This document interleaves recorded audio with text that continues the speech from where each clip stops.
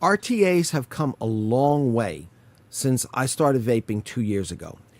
What we're going to be taking a look at today is this, the Vandy Vape Kylin tank. I'm going to tell you right now, what you're going to see in the build cam is going to be long. Okay, this whole video is going to be long. And I can't make it any shorter if I'm going to give you a full and complete reporting on this tank so you can make up your mind. If you don't want to sit through about a 57-minute build cam sequence that goes into everything you ever wanted to know about this tank, then take care, have a great one. But if you want to know everything about this tank that I can possibly tell you before you think about going out and buying it yourself, then stick around and watch what's going on, because there's a lot to learn and a lot for me to tell you about this tank. Okay, so without any further ado, so as to not make this thing any longer than it has to be, let's head on down to the build deck, take a look at this thing, and then we'll sum it all up back here at FaceTime again. Okay, so let's head on down below decks.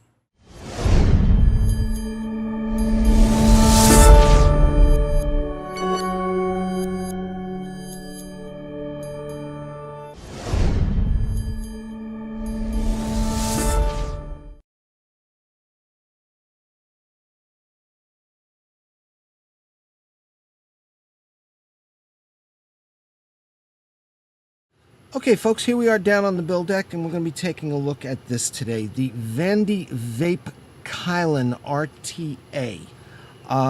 Now, there have been some, well, let me get into that a little bit later. All right, this is what you're going to get when you pull it out of the package and you take the cellophane off. It's the front of the package with the usual TPD warnings and stuff like that on it. On this side here, you have the manufacturer's information, Vandy Vape, authenticity code, serial number, as well as the UPC. On this side here, Vandy Vape again. And on the back, a small brief description of the tank itself. Okay, so that's what you got. All right, so let's take a look inside and see what we got in here. All right, now this tank comes in the 2 mil capacity mode. That's how it ships, and that's what you're seeing right here right now. But it also comes with a spare 2 mil glass, and it also comes with the 6 mil replacement glass. It comes with a chimney extension, and we'll get into all of that in a minute or two. Plus, it also comes with a couple of different drip tips in here. Let's pull this out and take a look and see what we got in here, okay? First off, so you have this big muckle drip tip on here, which is a press fit drip tip, okay? As you can see, it's got a pretty wide bore, but when you take a look down the drip tip itself and put it back in there, you'll notice that the inside diameter of this drip tip does not meet up by any way, shape, or form with the inside of the chimney here. So this is immediately going to be a choke point if you're using one of these big drip tips. Basically, this big drip tip is just there for, you know, whether you like it, you know, if you like something nice and big, you know, in your mouth, that's for you.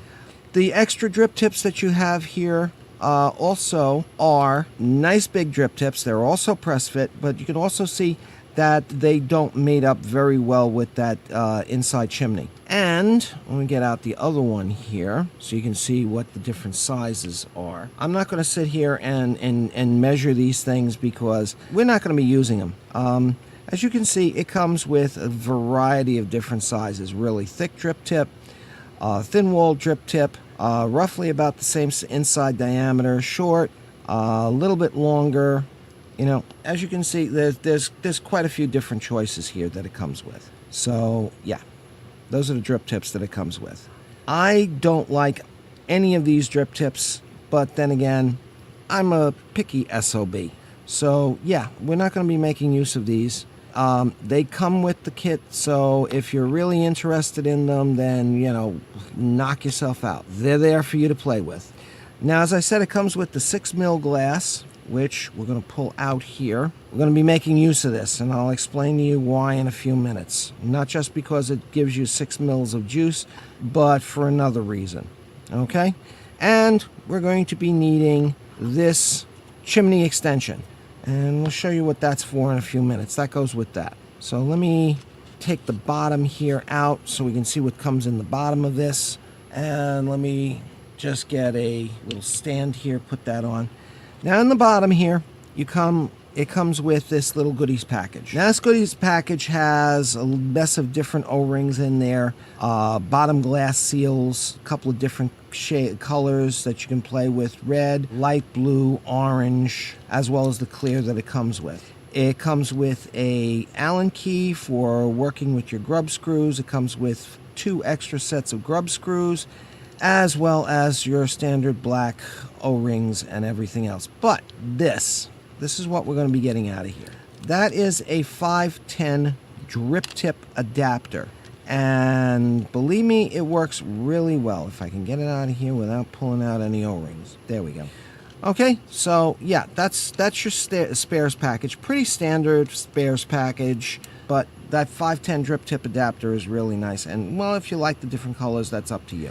There's your Vandy Vape user's manual. It comes in quite a few different languages. It comes in English, French, German, Danish, Dutch, Russian, Spanish, Italian. Sorry, Danny, no Portuguese. So, pretty nice. Pretty nicely illustrated manual. Very nicely done. Got to give you guys kudos for that. So let's get all of this stuff and put this out of the way and get it out of the deck here so we can just start doing some things. Okay, so here's the RTA. You saw the graphics I put up at the very beginning showing all of the specifications for this tank in both the 2 and the 6 milliliter mode. So I'm not going to bore you with measuring this thing and everything else. The base is smaller than that comes up here. I think this is like 26 mils if I remember correctly. This down here is smaller. The knurling on this thing is absolutely phenomenal. The construction on this tank just bowled me over as soon as I opened this thing up. My eyeballs went boing. You can tell when you open up a tank or a dripper or whatever, when you first look at it, whether or not the company really took the time to turn around and produce a quality product for what they're charging you. And this is just one of those things. I mean, you just look at this thing and you automatically know that you're getting a quality product. Now, this is your fill port up here. Now, what we're looking at here is the version 1X. And I'll explain the reason why for a 1X in a minute or two. The 1X version of the Kylin does not have a top support for the glass. And it just sits in there. It has this big muckle O-ring down here in the bottom that holds this in place. And as you can see, it doesn't move very well. You have to really turn around and kind of put the arm on it to get this thing off of here. So, you know, and unless you're an absolute klutz, you're not going to have a problem with this thing just popping off when you go and take it off. It's not going to do it. However, the version 2, which has just been which was released about, oh, I'd say about a week or so ago, 2 weeks, something like that, of the Kylin, now has this ring that fits up here that screws on and keeps the glass firmly and steadily in place. Primarily because a lot of the reviewers and a lot of the people have been complaining about it, that they didn't feel that it was safe, and some people did turn around and rightfully have an issue with it. Vandy Vape turned around and produced the new one, the version 2, and you can tell the difference between the version 2 primarily when you look at it is because the version 2s are mostly in color. And there's this little silver band right up here at the top that just shows up here just underneath of the fill cap, okay? There's a couple of other differences between the version 1X and the version 2. We'll get into that in a minute. Now, down here you have this thing has full juice flow control, and you can just turn this here. It will come to a full stop when the tank is fully closed.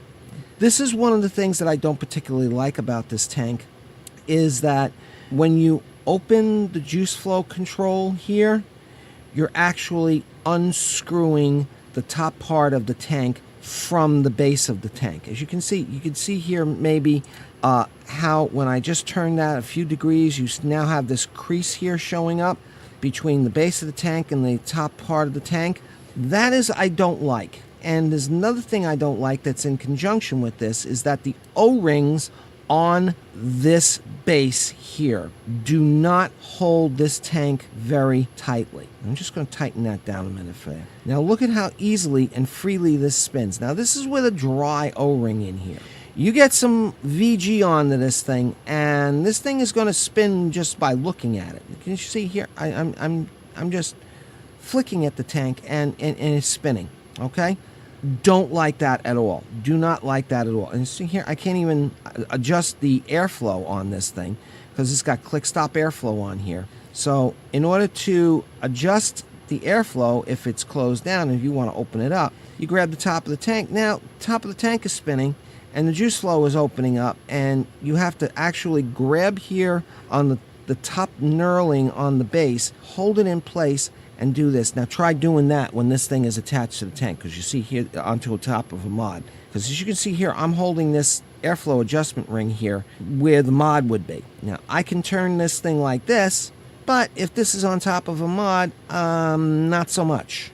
Okay? So yeah, that's just a couple little niggles that I have with this thing. The fact that the juice flow control is not really the best. I don't like it. The O-ring in here does not hold this thing very tightly, and the reason why that was having some dragging there is because I had my finger over it. But when I hold it here like this, as you can see, this thing readily spins. Okay? And the fact that you can't you have to have this thing off the mod to adjust your airflow. Now the airflow control in here is a very nice clicky. I don't know if you'll be able to hear this or not.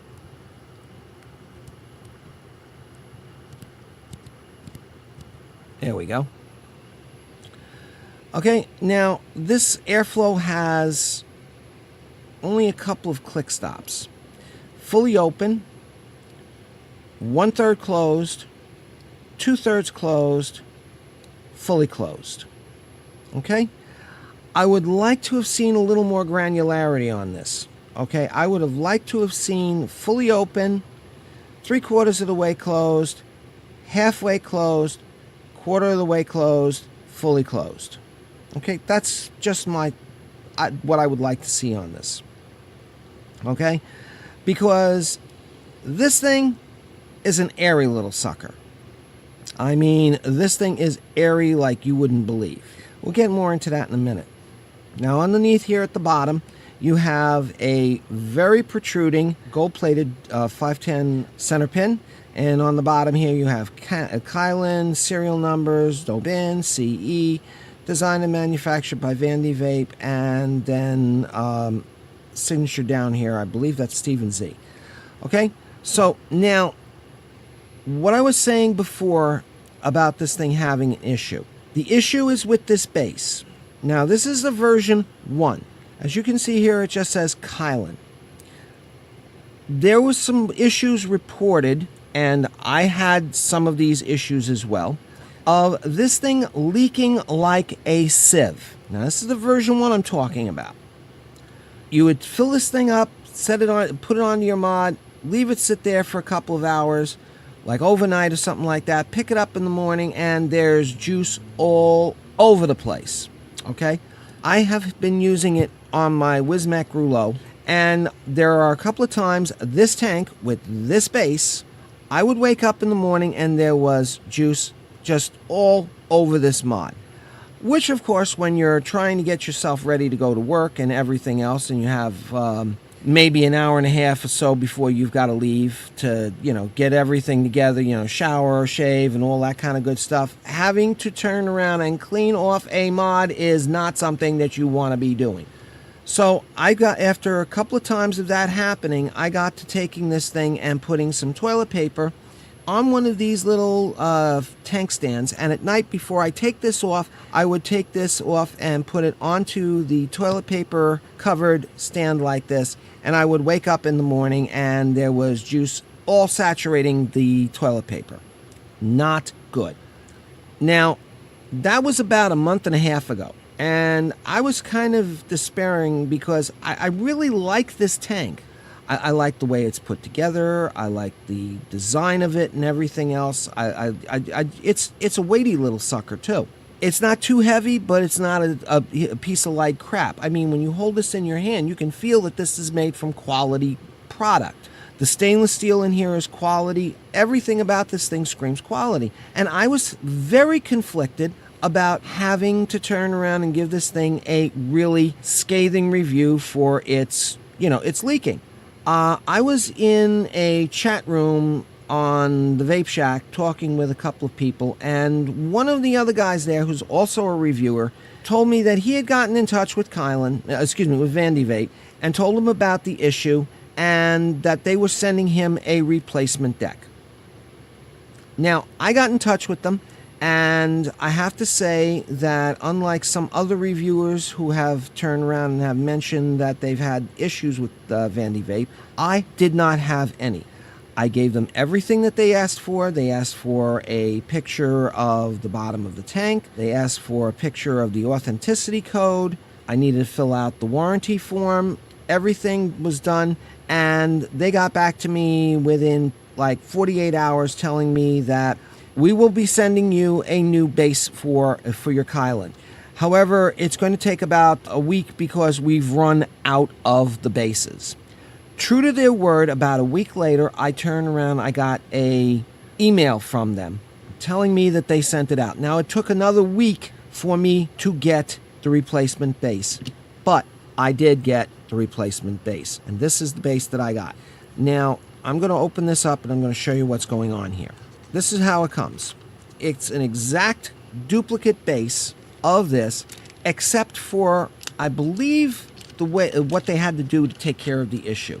Now, I've watched a couple of reviews since I've turned around and since I've gotten this back from a couple of people, and I've also gone on to a couple of the Reddit forums, and the general consensus of opinion is that inside here, I don't know if you're going to be able to see it, there is a plastic insulator that goes from basically from here up into the base that they believe was not molded properly. Now, I don't know anything about this. I'm just reporting what I've heard and what I've seen. All I know is that this replacement deck does not leak. It does not leak at all. Okay, and as you can see here, sorry about that, on the bottom, here's the two bases together.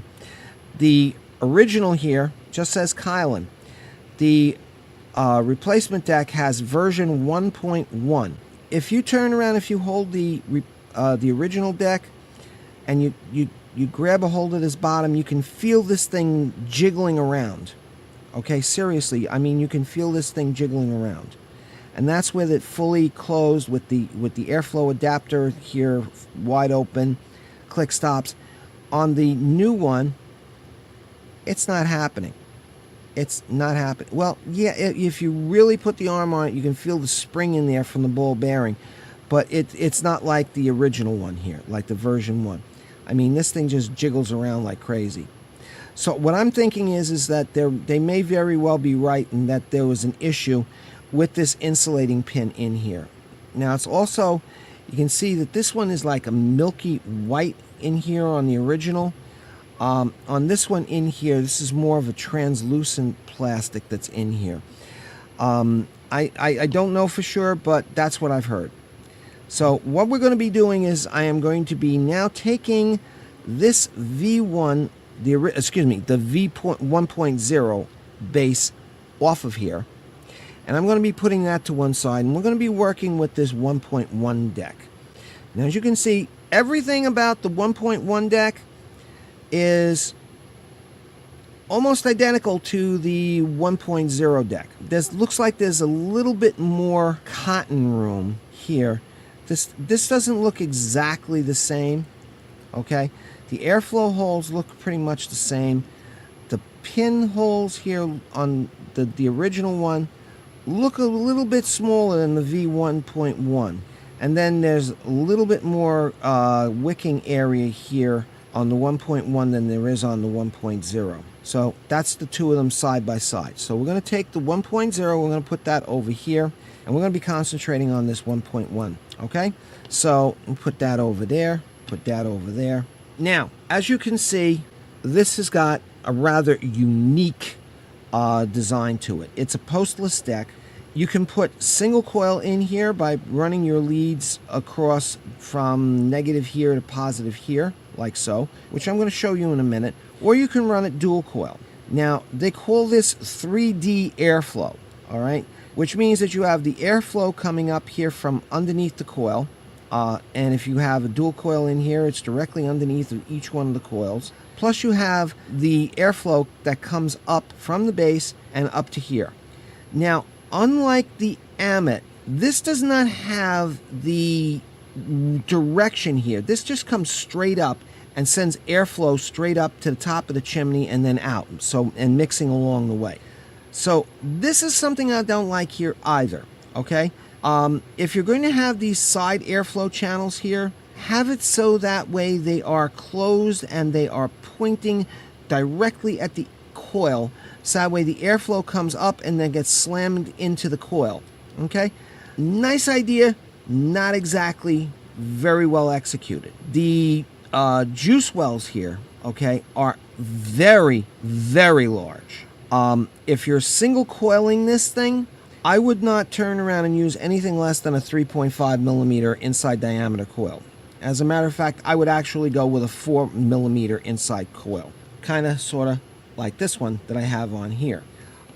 If you're dual coiling this, don't go over a 3 mil inside diameter. 3.5. Let me see something. Hold on a second. I forget if this is 3 or 3.5. 3.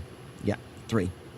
Don't go over a 3 mil inside diameter coil. 3.5, you might be able to get away with it if you want a slightly bigger coil, but the cotton is going to be from 3.5 mils is going to be a little bit much. It might start choking off a little bit, though I've never had this had that happen to me when I'm using this tank. Seriously, 4.0 single coil, most definitely use that, because you need to fill up these juice wells, and a 3.5 single coil is going to be just way too little cotton. Seriously, way too little cotton. Okay, so yeah, that's what you're going to do, like this. 4 mil inside diameter, and you're going to go between 1 and 1, like so, here to here. Okay, now let me open this up and I'll show you exactly what I'm talking about. So I'm using a Geek Vape T-tool here instead of using the standard Allen key that came with this, because I just like this T-tool so much better. Okay, so we're going to put that in there like so, and then we're just going to take this coil. Now, because this is a postless deck, you have to turn around and have the coil sitting up proud a little bit, and one of the screws just popped out on me here. Okay, so you need to have the coil sitting proud, so that way it sits above these airflows, doesn't come down, hit the base, so it doesn't short out. But you also don't want it up too high where it's turned around and it's completely, you know, sitting way up there. And you also have to take into account the depth of these, of where your coil's legs sit in. Okay, so I have found that a 5.5 millimeter, measuring from the bottom side of the rod here to the absolute tip of the leg, and I'll show you what I'm talking about.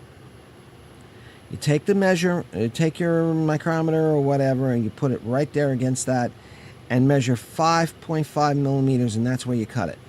So this leg, from this point here to here, is 5.5 millimeters.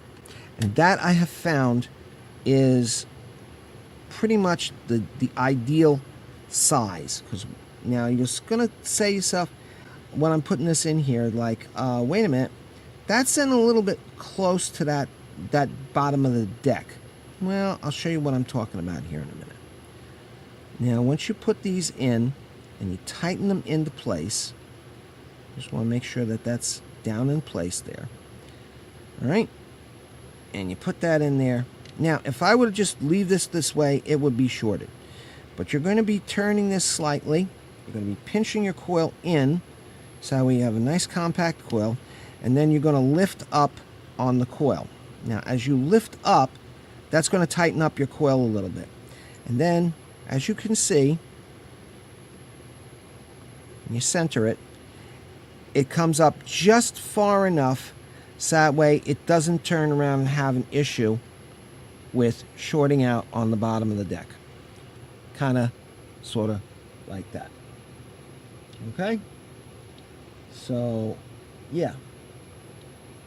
Alright, let me bring that back down here so I can do zoom in post-production so you can see exactly what I'm talking about. As you can see, there's quite a bit of space here below this coil, but not far enough up so that way it's going to turn around and give you an issue. Now, if you notice these air holes here in the bottom, here, underneath the coil, they're actually angled so that way they're not coming straight up. They're actually angled on an angle like this a little bit. So when you have this single coil in here, the airflow comes up and it grazes along the side here, hits the bottom of the tank, the coil, and then grazes along the side here, and then comes up here, grazes along that side, and still gets the bottom of the coil, so it keeps it cool enough so it doesn't cause a cremation of your cotton in there. The airflow here comes straight up and mixes with the airflow coming off of the coil here, and well, it works.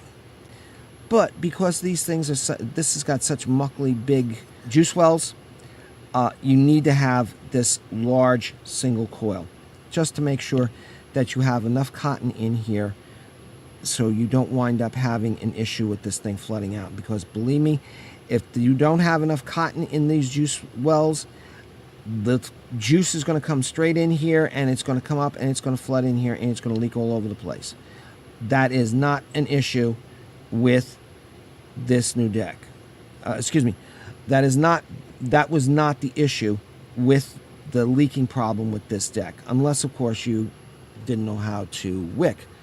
And I do know how to wick, and this thing was wicked properly. And I'll put up a couple of pictures here of some of the stuff I have done with this tank.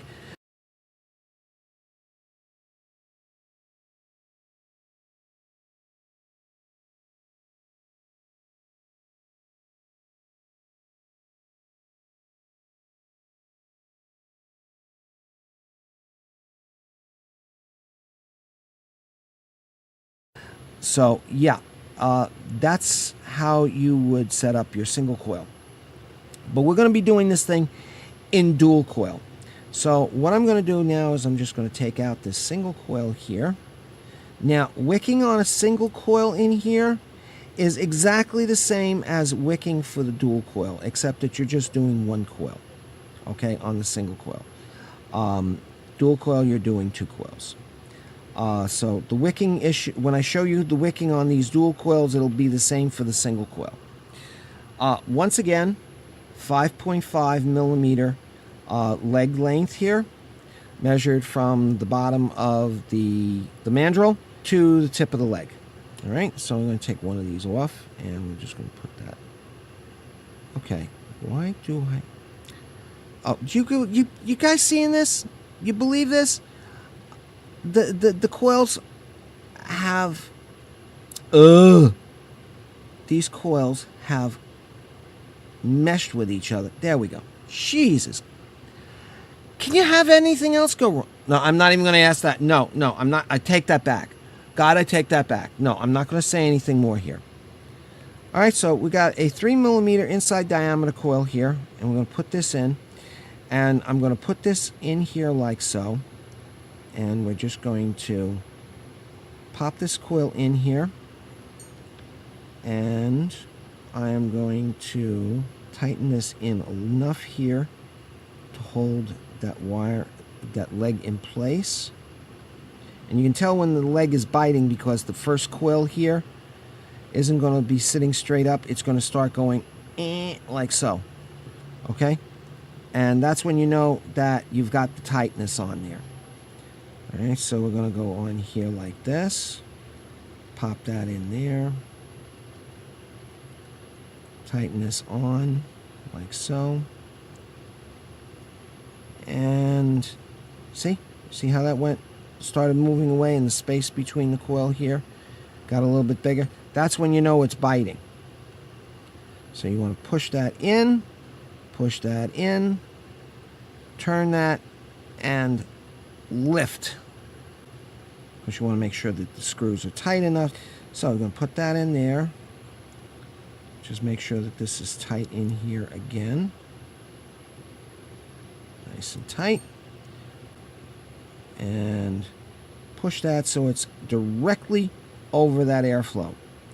And you want to make sure that it's far enough away that it doesn't turn around, it doesn't protrude over. You see this line here that's made up by the bottom of the deck? You don't want that outside of that coil when you look down at it, like so, to show this here to be any closer than here. Now, some people say, oh yeah, get it closer, get it closer. No, because what's happening is remember, the airflow on this coming up here through this side piece goes straight up.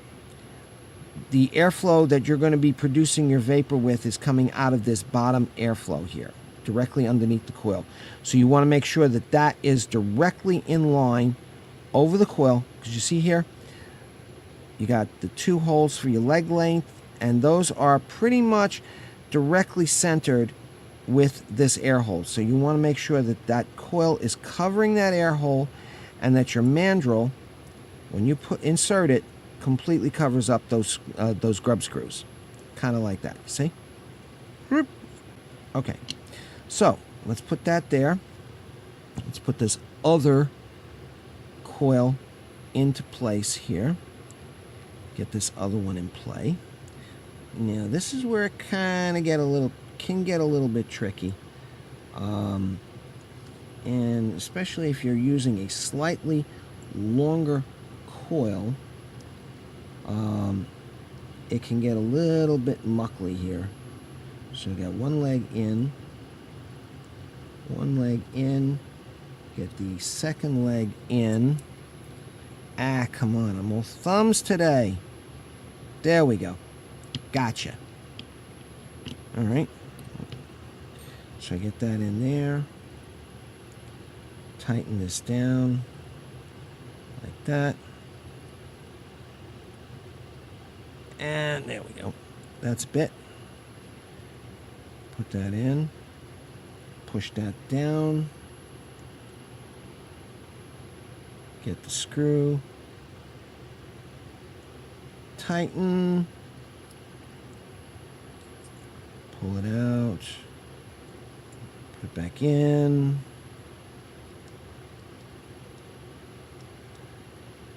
Make sure that's tight. Straighten it out. Push them in a little bit like so. Pull it up. And there you go. Okay, so one's a little bit shorter than the other one. There we go. They're pretty much now identical. Yeah. See? Okay. Now, I have already cut the cotton for these.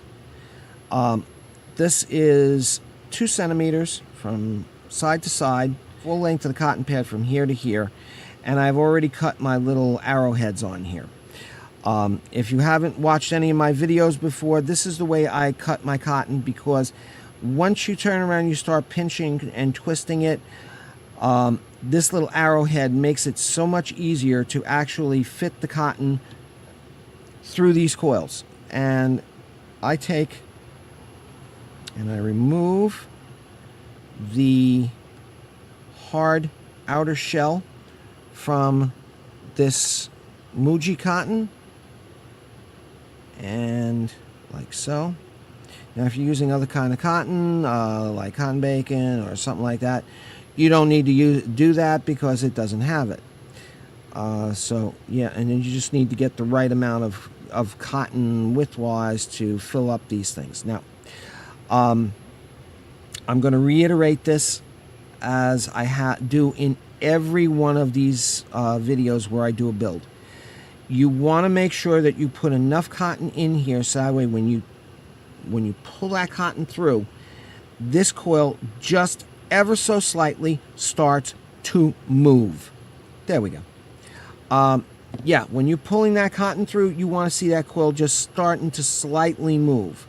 Okay, you want to see it to just, the inside part, these inside coils in here are starting to deform a little bit. Okay, not enough so that way they actually do, but just enough so that way you can see them starting to move. That means that this cotton is going to be sufficiently packed inside that coil here, so that way when this coil gets hot and the metal expands that couple of hundredths of a millimeter, you don't wind up getting spitback and popping from your coils. Okay? The cotton does not expand when it's heated, even with, and it's got the juice in there, does not expand as fast as this metal. When this metal expands, it starts to heat the juice that's in the cotton, okay? And that causes a film of juice on the outside of the cotton, which when that occurs, immediately comes in contact with this hot coil and immediately vaporizes into steam. It goes bang, like that. Now, that's where you're getting your popping from. That's where you're getting your spitback from.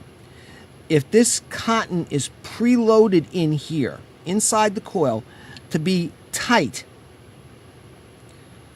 it's going to be under pressure from the coil to stay compressed. Now, when the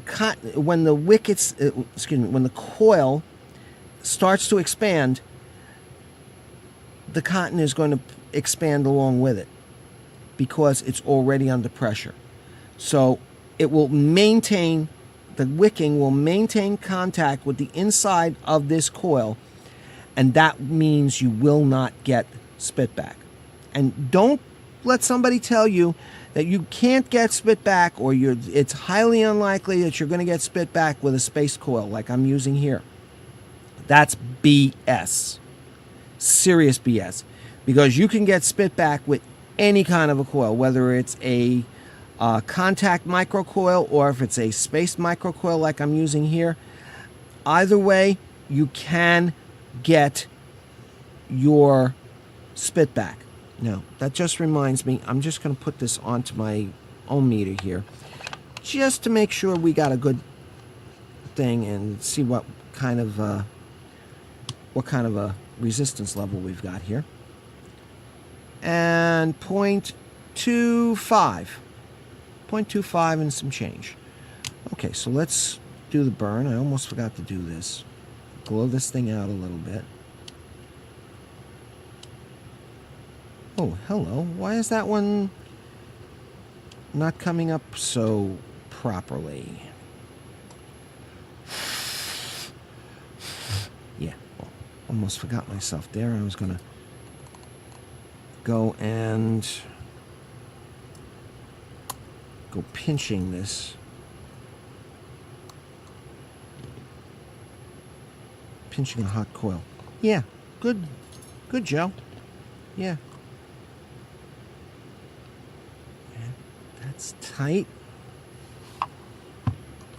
And that's tight. That's the one that's glowing nicely. And this is the one that's taking its time glowing. See, I got the window open here in front of where I'm sitting. So I've got a nice breeze coming through here. Let me see. Oh, wait a minute. Maybe that's sitting up too proud. And let's just loosen this up a little bit here. And make sure that that's coil is down as far as it can go. Yeah, it's down as far as it can go. Alright. And yes, these coils are 1, 2, 3, 4, 5, 6, 7. 7 wraps. No.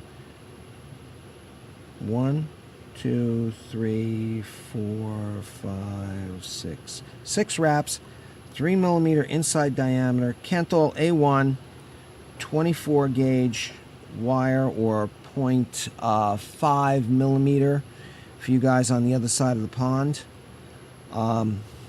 Yeah, just so that way you know what kind of coil I'm putting in here. So let's see.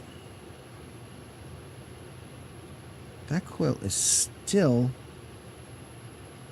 Why is that coil taking so long to heat up? Oh, wait a minute. That didn't get captured by the screw here properly.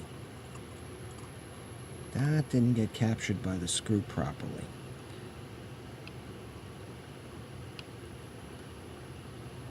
That's why. It's not under the screw, it's on the side of the screw. There we go.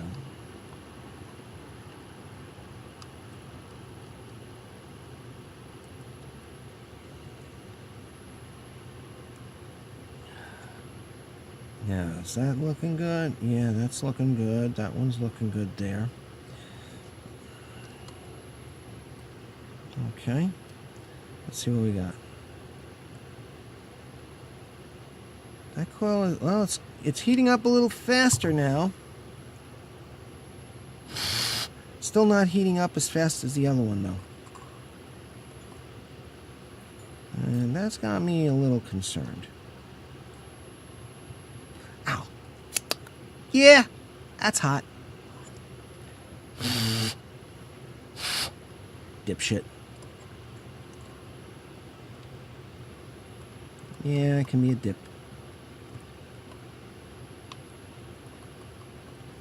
Let's just adjust this other side over here. And see if we can get that leg adjusted. Yeah, that's okay. Let's cool down enough. Okay.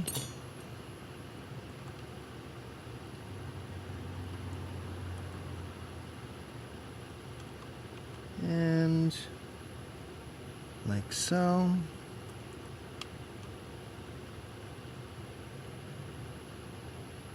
Nice and tight.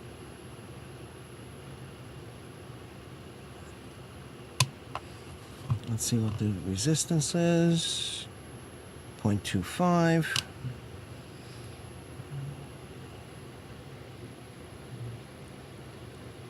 That's still not glowing exactly the same. It's glowing. And it's glowing down properly. There we go. Okay, now it just needed some time to work itself in. Okay. There we go. Okay. Let's get this thing cooled down. All right. Okay, good. All right, so I'm going to pinch and twist here. Slide this in. Now you see how that's tight? See how that coil is starting to move a little bit? I'm going to spin this.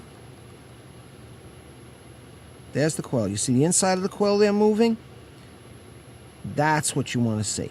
That is going to give you a nice, tight, preloaded coil so you don't get quite so much spit back. Now, the first couple of times that you fire this, you may wind up still getting a little bit of popping and stuff like that. But once everything beds in, let me use this one here. It's a little easier. Once everything starts to bed in, the popping goes away very quickly.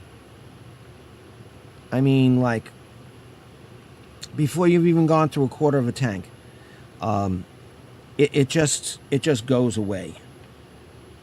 And I want to spread this out a little bit here,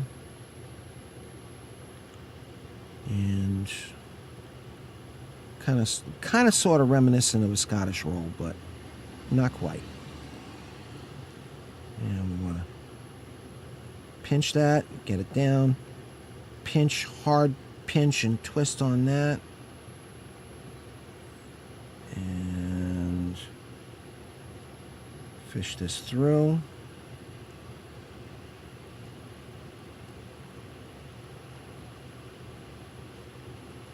Come on. There we go. And there you go. The inside of that coil, the inside wraps on that coil is starting to move a little bit. Okay, now let me pull this through a little more here. There we go. Okay, now first thing you want to do is you want to get rid of these hard ends here and trim down these other ones here. So what I'm going to do is I am going to trim this so that way it is even with the outside part of the juice flow ring here. So we're going to take and put the scissors here. Now you notice the flat side of the scissors here on the cutting edge, that goes right against that, and then you want to just go snip like so. And then you're going to spin this around and do the same thing here, because if I was on this side here and I put this against that, now that side that's going to give you about 1 millimeter or so difference between here and the cutting edge. So you want to take this, spin this around, make your measurement, cut, done. Now those outside edges here are as I said, the same distance between the deck and there.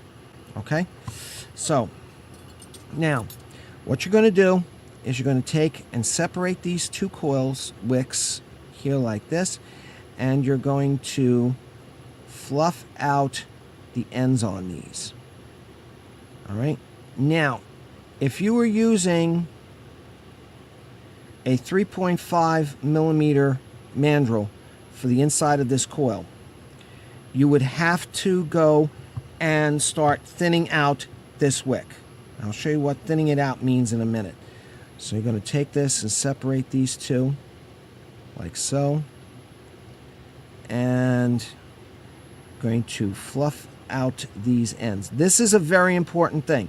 You can thin this wick out as much as you want, but if you don't make sure that the ends of this cotton roll here have been decompressed, okay, and fluffed out properly, okay, you can still wind up getting a dry hit no matter what you do. Because when your cotton starts wicking, it wicks from here. Not really much so much from here, but from here. It gets here and it travels up inside the fibers and goes up. Now, the thinning I was talking to you about is taking a sharp tool, kind of like this little dental pick here I have, and just going in here and fluffing out like so. That's thinning it out. You're not only making sure that the fibers of the cotton are straight, but you're also pulling out some of the cotton like I'm doing here, which actually thins it out a little bit. Now, I'm not going to do this, I might as well do it to the same on this side. You want to make sure that this is, whoops, see, pulling that now. You just want to go through it ever so gently, and that one didn't get, that end did not get decompressed properly. You want to just go in here and thin it out a little bit if you're using like a 3.5 millimeter inside diameter coil on a dual coil. I'll show you why in a minute. Okay, so now what you're going to do is you're going to take, and what I do is, some people just grab both of these things and just flip them in. I don't. I take this and I grab this like so, right here at the base, pinch it, bring it in, hold it, and then tuck it in. Okay? I'll show you that again in a second. This is where your dental probe tool comes in handy again. You're going to take this and you're going to push this down in here, and you're going to, come on. This is playing games with me today.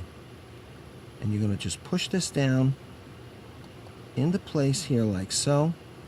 So that way it's down into the bottom. And you pull that to one side. And you're going to do the same thing here. You can actually even just take and push this down using this. No, let me not do that. That's not going to work right. Okay, so we're going to just make sure that that's nice and straight. Take it, grab it, flip it, press it into place, because you want to make sure that these fibers are going straight up and down like that, because otherwise you have that get that fold in there. If you don't get that folding out when you push it in like that, you wind up having a bit of a knot up, and you don't get a really good proper wicking. Push that in like so, and you take your sharp little pricky tool here and just make sure that the cotton is going straight down. Get rid of a couple of these extra little fibers here. Make sure everything is going straight in here.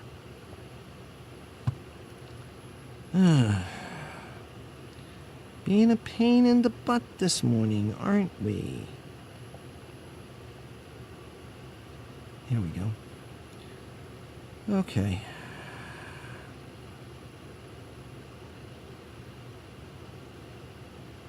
Yeah. It can be a little bit of a pain in the butt to turn around and get this right, but it's worth it. Okay. There we go. And we'll bring this over here. Separate these two. Get back on there. Yeah, I have this little felt pad on there to keep it at an angle. Make it easier for you guys to see the numbers when I turn the ohm meter on, so you can see what the numbers are a little bit easier. If it was flat to the camera, first time I started playing with this, I noticed that it didn't register exactly right in the camera, so I put these little felt pads on there, and it just either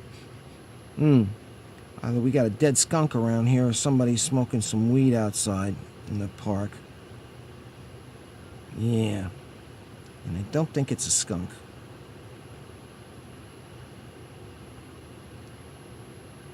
Alright, so we got that. Nice and straight. Straight, straight. Now, because this is a little bit bunched up here, you want the end, those tips of the wicks to just touch the bottom of the juice wells. I'm going to lift up this cotton just a touch here. Just a touch with the hook. So that way they just barely touch the bottom of that deck. Okay? Just like so. And you want to have that little space there between the bottom of the deck and those fibers. Just like so. And here, yep, a little bit of space. That can actually come down a little bit more.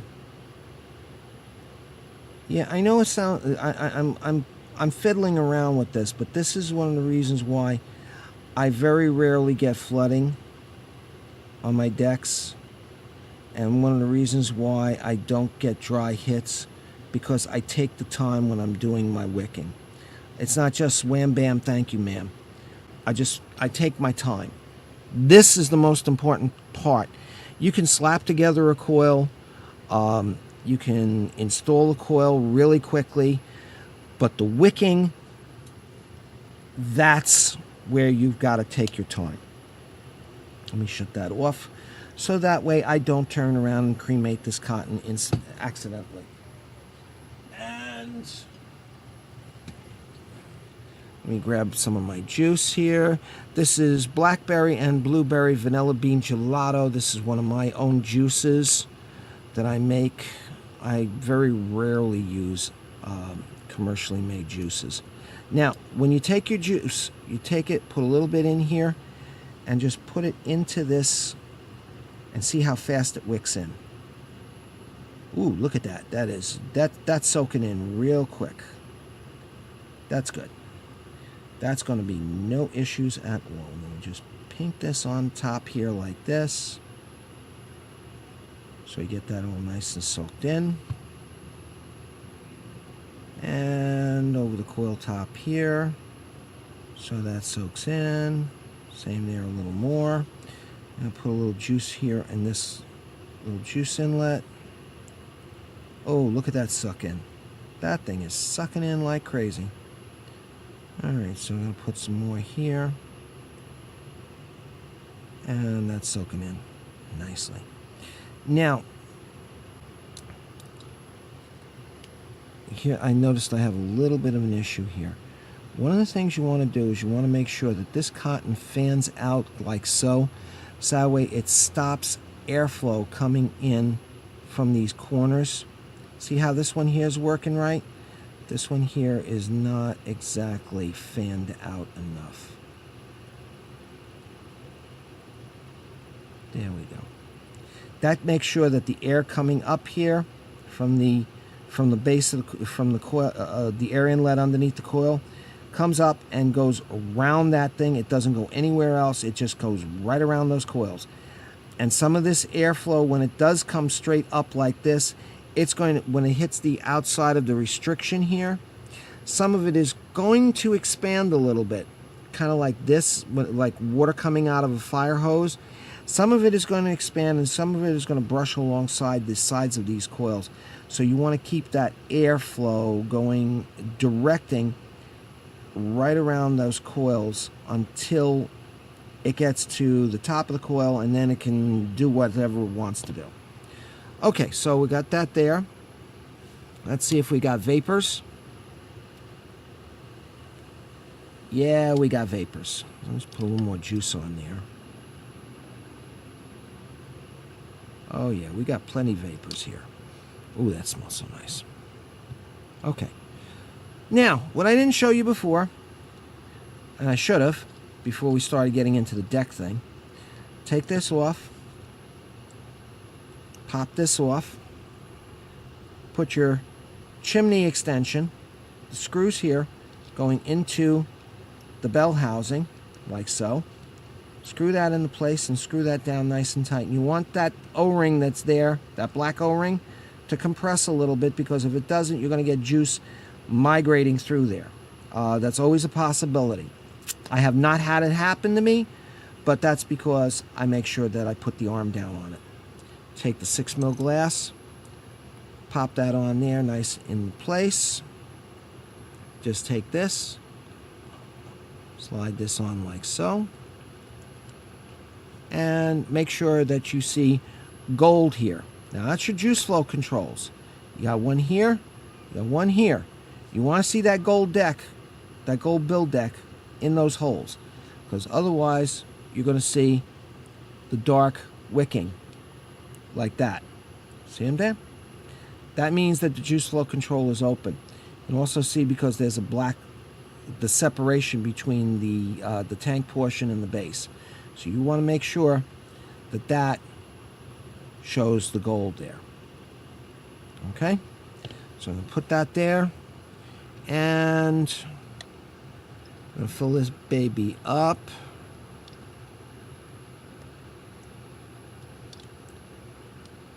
Three, 4, 5, 6. Yeah, it's about right.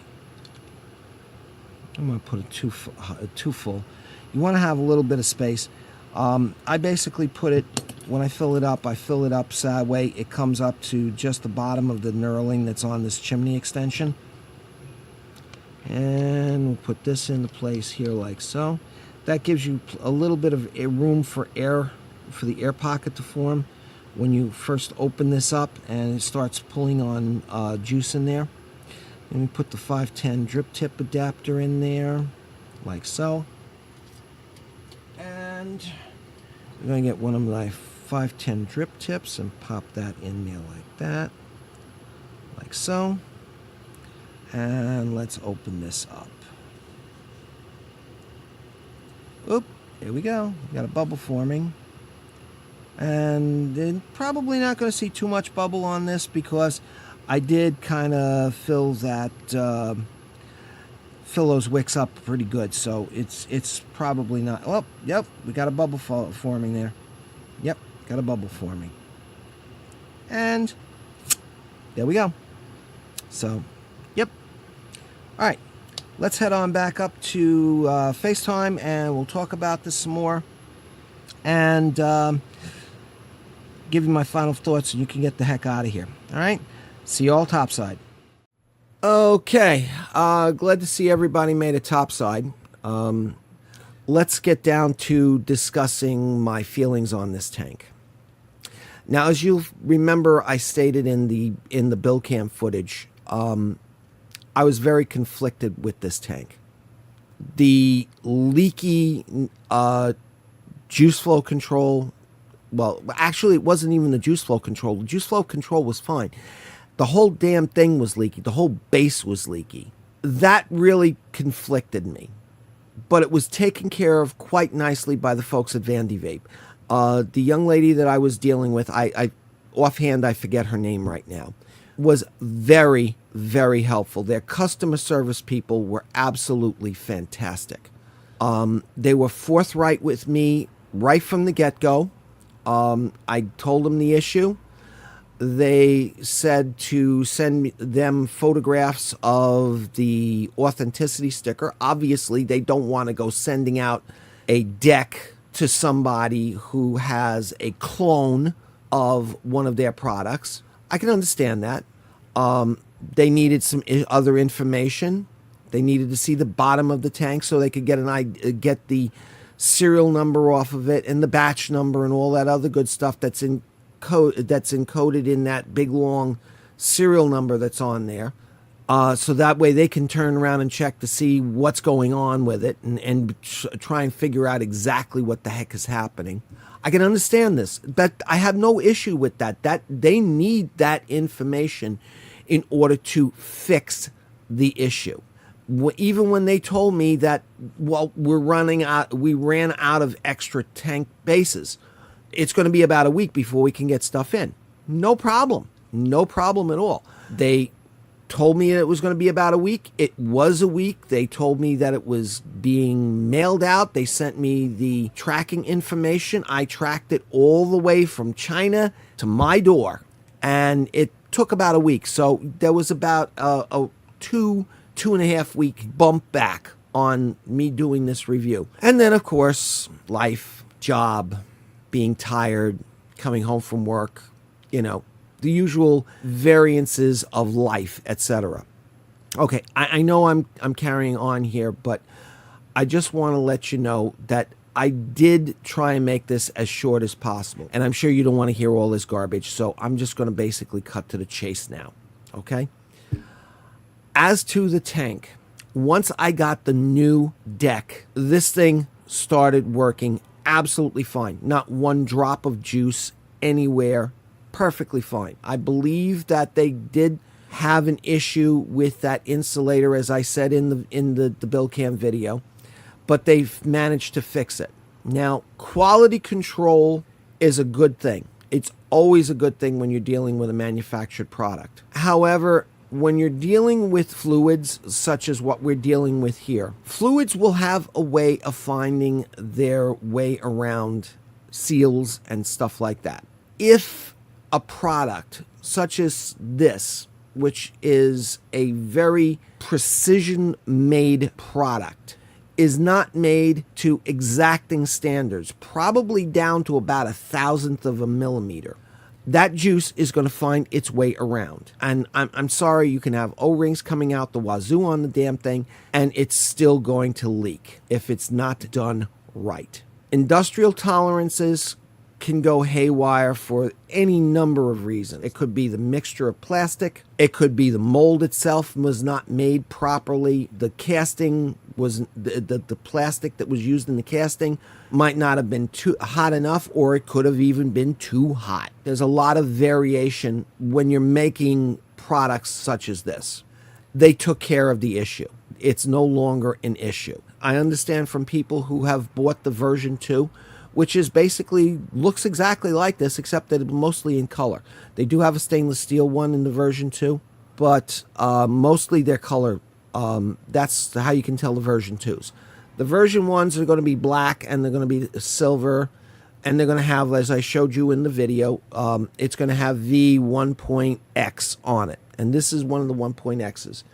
Also, you can tell the version 2 because it has the silver ring here on the glass, where they added in that top stabilization for it. Now, I think the whole reason why they did that was because people were afraid that they were going to have juice going all over the place if they accidentally knocked this thing. Well, I'm telling you, I've knocked this thing with this top cap off, and no juice, no deformation of the tank, no loosening of the seals, nothing like that. This thing is as stable as all get out. So if you can find a version 1 that has the new deck on it for a cheap enough price, I would highly suggest that you grab it, especially if you like to blow lots of clouds and you like an airy draw, because this thing is airy. And that's one of the major problems that I have with this thing. It's too airy for my style of vaping. There are other people out there who like to have snorkels that they can turn around and breathe through, pretty much. I don't. I like a slight bit of resistance on a direct lung vape. This is not it. This is too airy.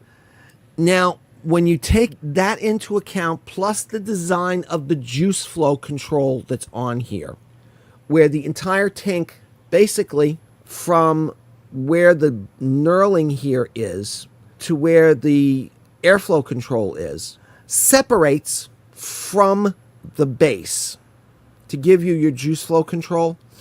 No. There are other designs out there that I personally think are better.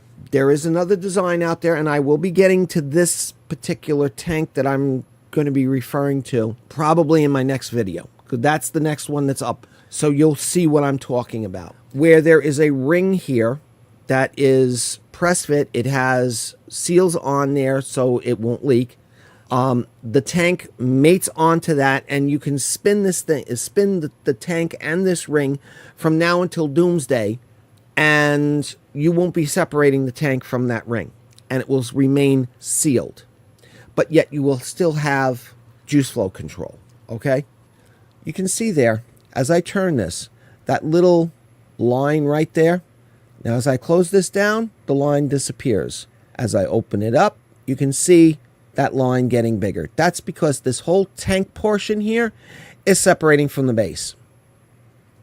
Not a good design feature. Not a good design feature at all. That taken into the fact that this thing has loose O-rings in here.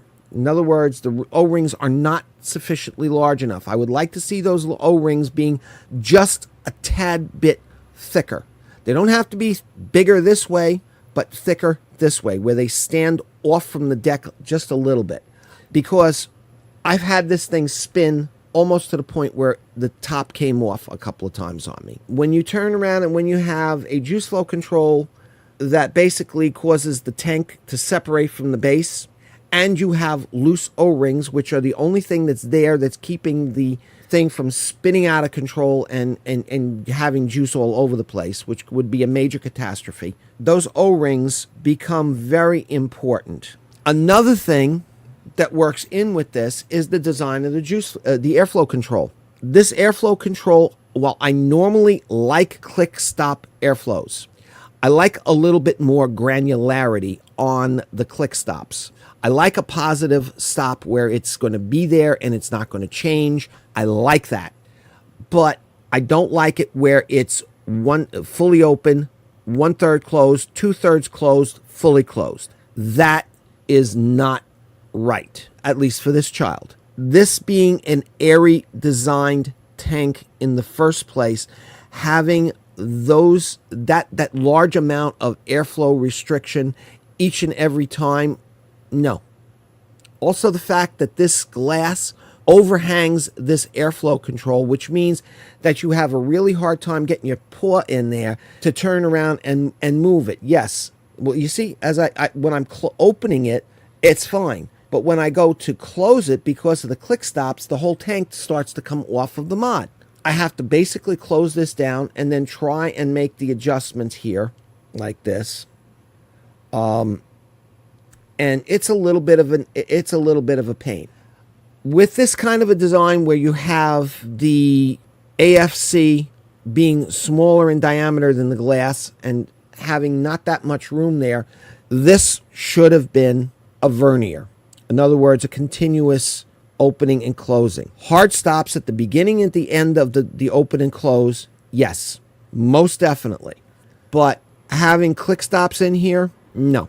This ring should have been a little bit larger in diameter to make it a little bit easier to grab a hold of. That would have been great.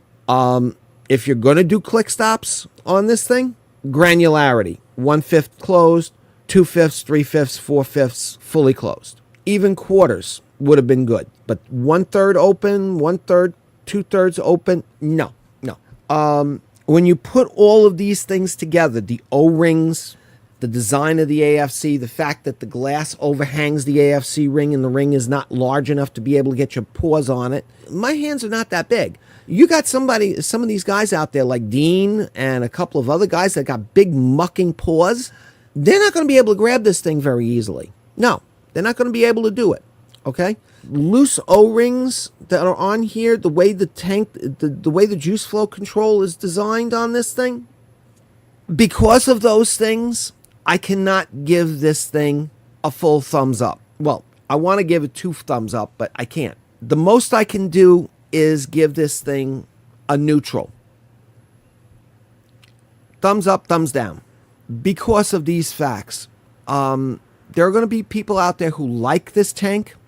There are going to be people out there who are going to really enjoy this tank. Fantastic. This is a good tank. I like the construction on this tank is absolutely phenomenal. No doubt about it. Everything about this tank screams quality, screams value for your purchase price. Yeah, if you can get one of these things and you like a nice airy draw, as I said before, go for it, okay? The best I can do because of these issues is a neutral. Thumbs up, thumbs down. That's it. Okay, now that I've got through ranting, I'm going to chop off of here.